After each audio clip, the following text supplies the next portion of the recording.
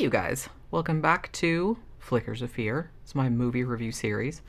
So, I saw this movie, Bug, back when it was released in theaters. It was in 2007. Now, the movie actually debuted at Cannes in 2006, but obviously I didn't see it till later on. I think Lionsgate bought it, and they released it in theaters. So I saw it back then, and when I first saw it, it really kind of knocked my socks off. So for a long time, I'd actually been wanting to revisit it for this movie review series, and so I was very excited to see that HBO Max had added it. I think it might be on Hulu as well, but I watched it on HBO Max. Now, so I finally got around to it. Now, it's not exactly a horror movie.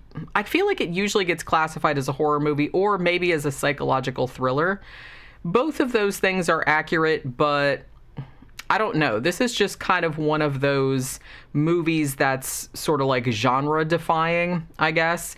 And I tend to really like those. Not always, obviously, but I tend to really like movies that kind of like play around with genre like that, or where you can't really put it into a definitive genre. So this movie was directed by William Friedkin, who directed The Exorcist, among many other things, and is based on an award-winning stage play by Tracy Letts. So you can tell it's based on a stage play, but that's not a ding against it at all, because this is like amazing. It's really kind of this intensely claustrophobic like character study, and it's essentially like a descent into madness, I guess, or specifically how one person's madness can infect someone else under the right or the wrong circumstances. So the whole thing is set in pretty much just a single grungy motel room. I think there's a couple other shots, like one in a bar and stuff like that, but it's pretty much all set in this one motel room and features only a handful of characters, like two main ones and a couple of other kind of outside ones. Well, actually like three other outside ones. But I will say that this movie really kind of benefits from this just simmering atmosphere of dread that it has, like from the very, very beginning, and the really kind of like fearlessness of the two lead actors. I mean, this is an all-in performance. Both of them should have got Oscar consideration. Neither of them did, sadly. I think Ashley Judd got a Saturn Award for it, or a nomination or something. But other than that, nothing. And that's really, really a shame, because you don't usually see actors just, like I said, just go all in for it and go for broke like this, and it's really, really something to see. So at the beginning of the movie, it opens with this really phenomenal shot of this isolated roadside motel. It's called the Rustic Motel. It's obviously seen much better days, and it's off this real lonely highway somewhere in BFE, Oklahoma, someplace.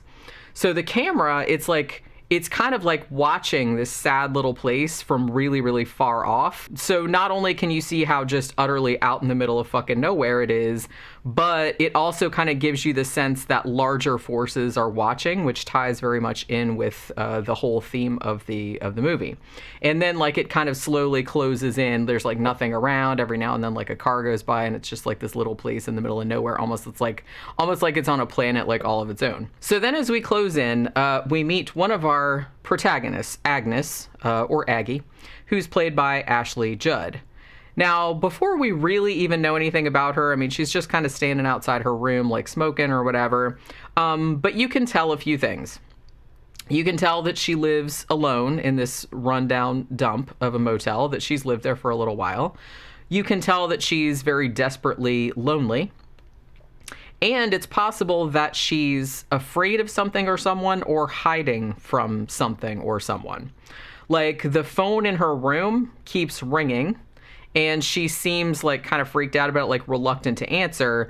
And then when she does answer it, there's nobody there on the other end of the line. She says she can just hear breathing, but she can't hear, like, nobody says anything. She suspects that it's someone named Jerry, who you're assuming is an ex, and she's clearly done with his bullshit. I mean, she's basically like, I have a gun, all this other kind of stuff, but he never says anything if indeed that's who it is. So Agnes works at this kind of like honky-tonk lesbian bar, which is like at the back end of Beyond somewhere. And her best friend is another woman who works there, who's like a cocktail waitress or something like that, named RC. Now, one night after work, RC comes to the motel room to hang out, have a little bit of a party. She's going to another party later, so it's a little bit of pre-gaming kind of situation. So she brings some booze, and also she brings this mysterious stranger that was in the bar earlier. This is a somewhat reticent man by the name of Peter. Now, he's actually played by Michael Shannon, who actually reprises his role. He was in the stage version of this. And when William Friedkin, because William Friedkin, I think, and Tracy Letts collaborated on another movie. I think it was called Killer Joe. I think that Friedkin, did another adaptation of one of Tracy Letts' plays. But William Friedkin was, insistent, because I think the production company was like, well, we need somebody with more name recognition than Michael Shannon. I'm like, y'all guys need to be slapped, because Michael Shannon is awesome. But William Friedkin insisted. He's like, he's the one that did the part, on the stage, and I really want him to be in this movie. So they got him to be in this movie, and to the movies, to great benefit. So the two women are in there. They're kind of drinking, shooting the shit, snorting coke, doing what you do. And Peter is just kind of watching them. He's kind of on the fringes or whatever. He's kind of bemused, I guess. He doesn't really seem to want to intrude on their fun. He seems very very awkward, a little bit antisocial, but not in a scary way necessarily. He very awkwardly tells Agnes that she's beautiful, and he doesn't seem threatening or creepy or anything like that. He just seems a little bit odd, or he doesn't really have any social graces, you know what I mean? And he's not really used to talking to people. Now, Agnes, for her part, seems just as weirded out by receiving compliments as Peter is at giving them.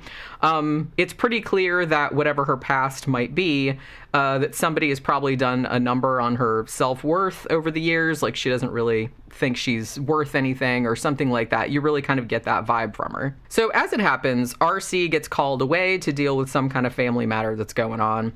And Peter says that he'll leave too, but Agnes kind of reconsiders, and she's like, why don't you stay for one more drink? She's kind of intrigued by him. Like I said, he's very reserved, he's very mysterious, but he doesn't, he seems a little bit scary, but not so scary that you'd be like, oh my God, this guy's going to kill me or anything like that.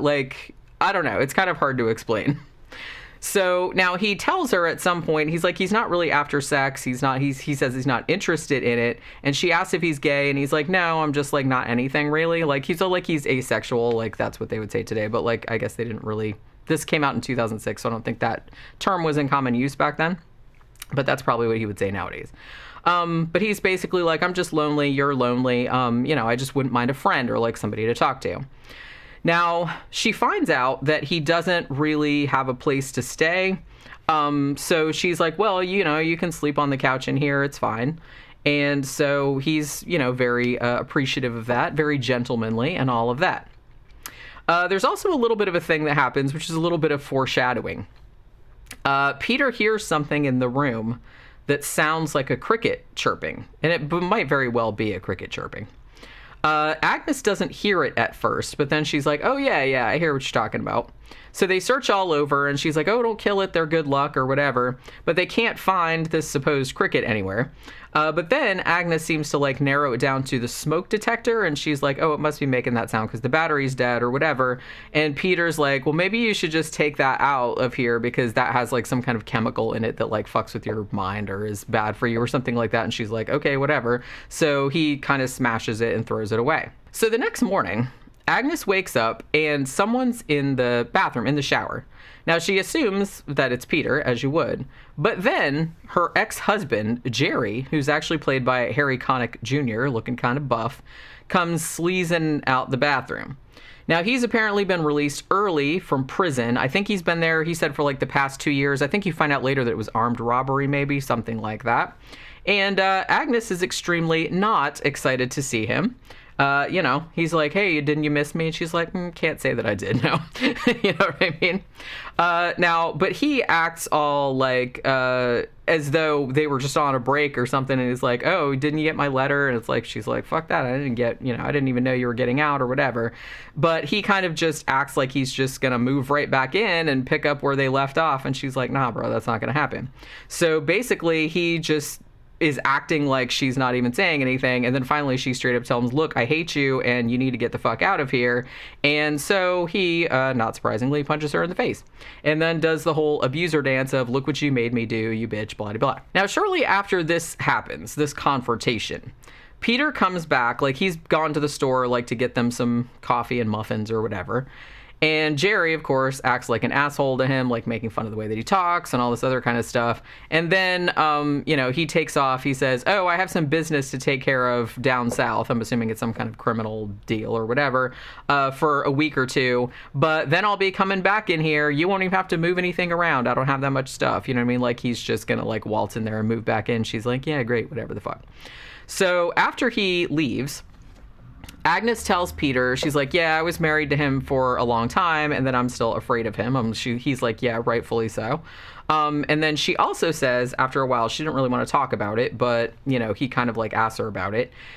She's like, yeah, we had a son named Lloyd, who about a decade ago, like her and her son were in a grocery store. She turned around to get something, and she turned around and he was gone. So he was obviously like ran off or was abducted or whatever. And she looked for him for years and years, but they never could find any trace of him. And she's basically like, well, I guess I kind of stopped looking for him after a while. She's like, in my dreams, I still look for him, but like, I'm just pretty sure that he's gone. So you can see now, like, why she's sort of like ended up in this place that she's at in her life. She had this abusive ex-husband, her son disappeared, and she can't really deal with that. So she's very, very damaged. I mean, I don't know if I'd call her a drunk, but she does like drink a lot. She does a lot of like cocaine, crack, and all this other kind of stuff. She just kind of lives this dead end existence, like working in the bar, and just living in this like shitty motel room. So since Agnes and Peter are both these kind of like lost souls, I guess, they start to develop something of a romantic connection, I guess. I hesitate to use that word because it's not exactly what happens, but I mean, they do have sex and stuff, but I don't know. It's like something else going on. This initially seems nice because you're like, oh, now they both have somebody and they were lonely before. But so you kind of slowly start to realize that Peter is severely, tragically mentally ill. So it starts with kind of like standard low-level conspiracy theory stuff, like, the thing about the smoke detector having like weird chemicals in it. There's machines that control everyone's thoughts, and they're happy when you find out about them because they know there's nothing you can do about it. And then he starts seeing bugs. He starts seeing like, he calls them aphids, I guess. But he first sees them in the beds and he says they're like biting him. And so he's like, it's right there. And she's like, look, I don't see anything. But then like the more he insists that it's there, she's like, oh yeah, maybe I do see. He's just like, it's just really small. It's really small. So there's that kind of stuff. It just kind of starts out with that, which again, red flag. But, she's lonely. She's damaged. She's just kind of like, well, he's just got a couple little quirks. No big deal. Yeah, we'll see how that goes. But so as the story goes on, his paranoia drastically escalates. He starts believing that the bugs are essentially like infesting his blood and like eating him from the inside. He starts like cutting, like trying to dig them out, like from underneath his skin. And he gets a microscope from somewhere, and he's kind of like digging stuff out and then like looking at him under the microscope, and he can supposedly like see them, even though we're pretty sure there's really nothing there. He's looking at pretty much everything like underneath the microscope because he's starting to become convinced that everything in the room now is covered with these bugs, you know what I mean? Which he almost kind of like, he talks about them like interchangeably as though they're like organic, but also if they're kind of like genetically engineered, like they're watching them and stuff like that.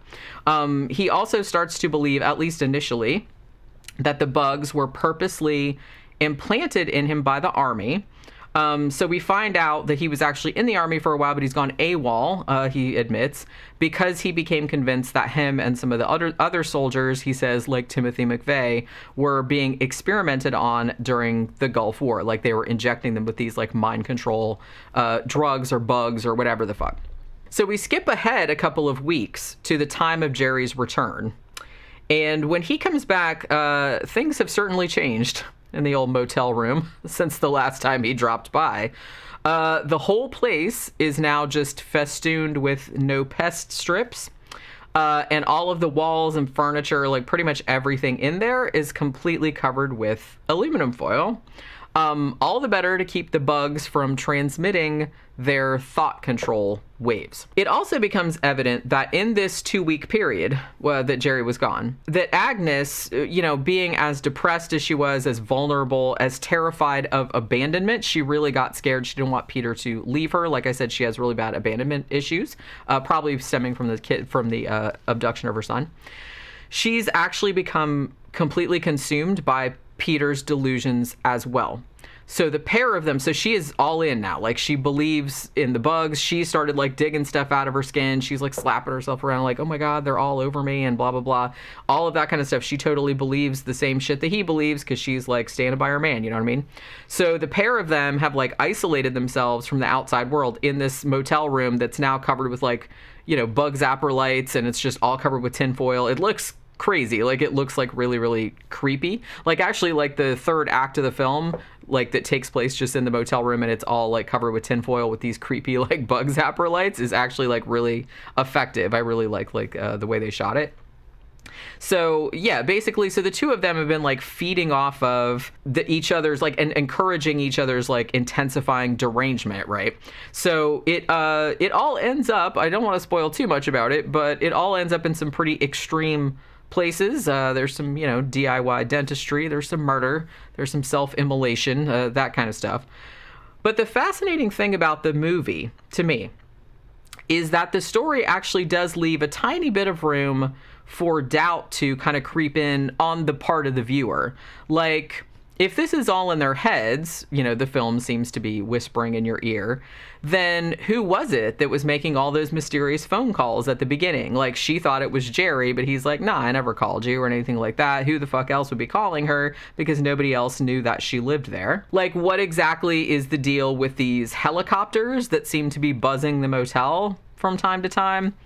Who exactly is this Dr. Sweet fellow that shows up and says he's from the army, and he's like, oh, Peter, like, was supposed to escape from the mental hospital, and it's like, all this other kind of stuff, and he says some weird shit. But then, like, he comes in and he kind of, like, helps himself to Agnes's drugs, which seems like a weird thing for a doctor to be doing, and somehow seems to know about her missing son as well. So it's almost kind of like, I'm not really sure if he's trying to, like, play into their delusions, like, to get them to do what he wants so he can take them into custody or what, but it's, like, really, really weird.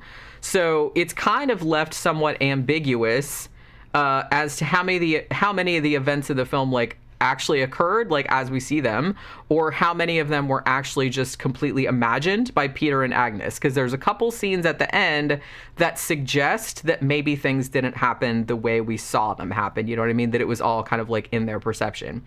So this was actually, like, a great aspect of the story because it puts the viewer in a similar position to the characters and kind of demonstrates how easy it can be to get sucked into these completely bonkers conspiracy theories, like if all the circumstances align, like if you're already kind of, like, primed to believe that kind of stuff. Now, the play, even though the movie came out, like I said, in 2006, the play was actually written in 1996, and I'm not really sure if this was maybe set in 1996. I'm kind of imagining it probably is.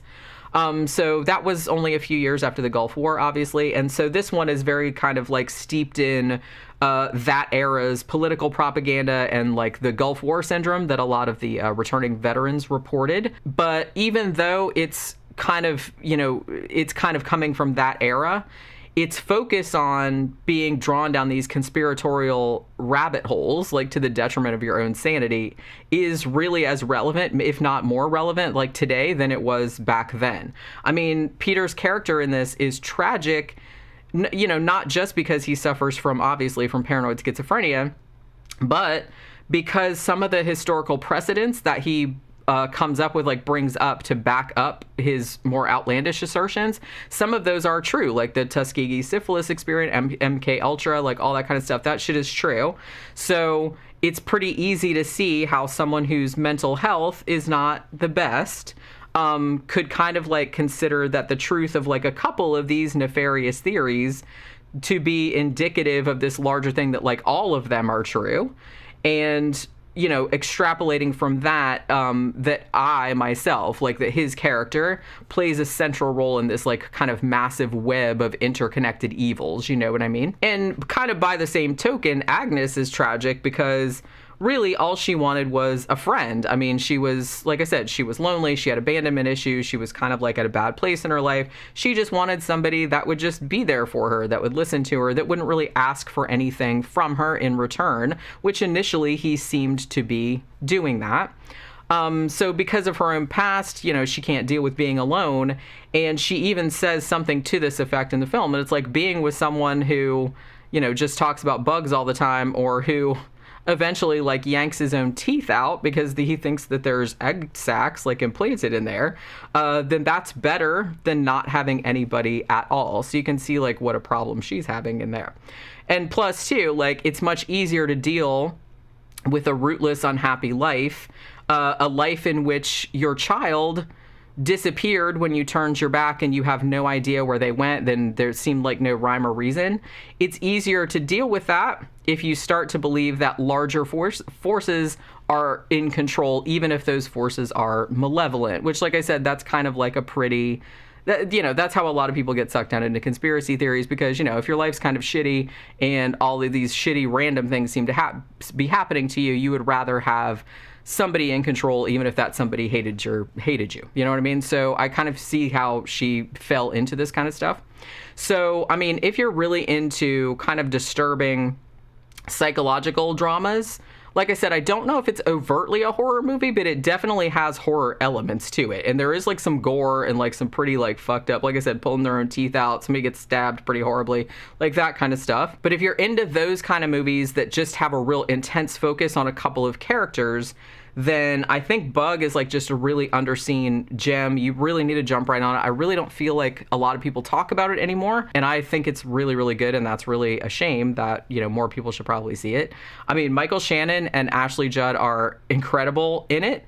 Both of them, like I said, they completely commit to the insanity in this, and like the scenes toward the end of just their wildly unspooling rationality, they're pretty breathtaking and pretty like horrifying to behold, I have to say.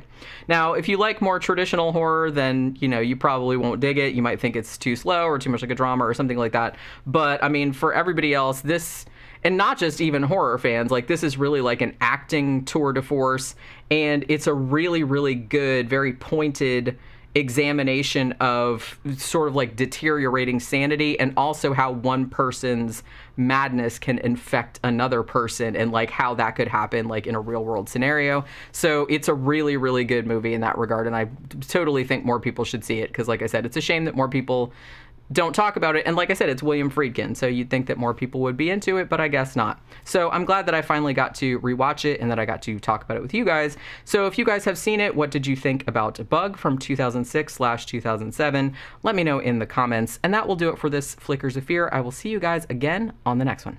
Bye.